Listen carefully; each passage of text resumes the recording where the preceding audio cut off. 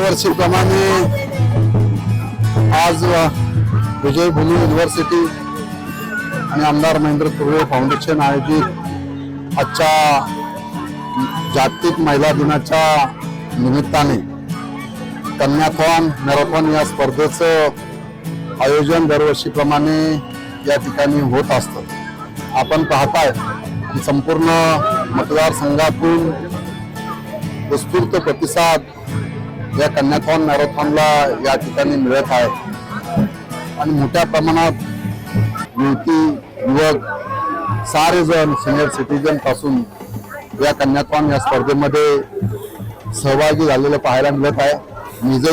मी आज या ठिकाणी 3 किलोमीटर या कन्याथॉन मध्ये भाग घेतलेला होता। खरं तर आपण पाहताय की राज्य सरकारच्या माध्यमातून महिला सक्षमीकरण व्हावं या दृष्टीने सातत्याने उचललेली पावले आपण पाहताय।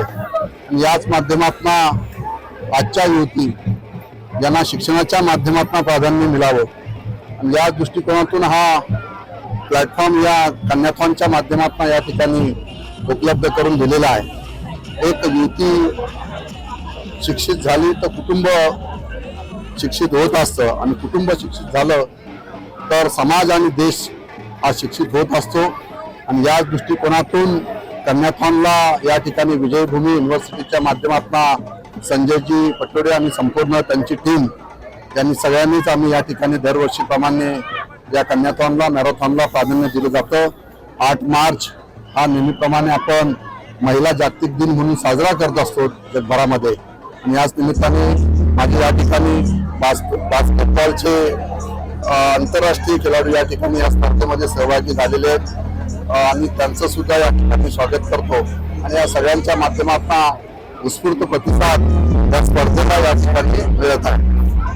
इवेंट है और एमएलए सर ने बहुत अच्छा आयोजन किया है और मैं फर्स्ट टाइम आया हूँ, उन्होंने मुझे इनवाइटेड किया और यहाँ आके बहुत अच्छा लगा कि हमारे देश के नेता कैसे स्पोर्ट्स को और फिटनेस को बढ़ावा दे रहे हैं। रात को मैं इनसे मिला, बोले मैं नहीं दौड़ पाऊंगा, लेकिन सुबह मेरे साथ ये 3 किलोमीटर तक दौड़ के वापस आए हैं। यही इंस्पिरेशन हमारे यूथ को चाहिए। हमारे नेता जब हमारे साथ दौड़ेंगे, हमारी महिलाएं देखेंगी तो हमारा नेता अगर रोड पे दौड़ रहा है तो हम सुरक्षित हैं, उन्हें कोई प्रॉब्लम नहीं है। मैं इनको बहुत बहुत बधाई देता हूं इसके लिए।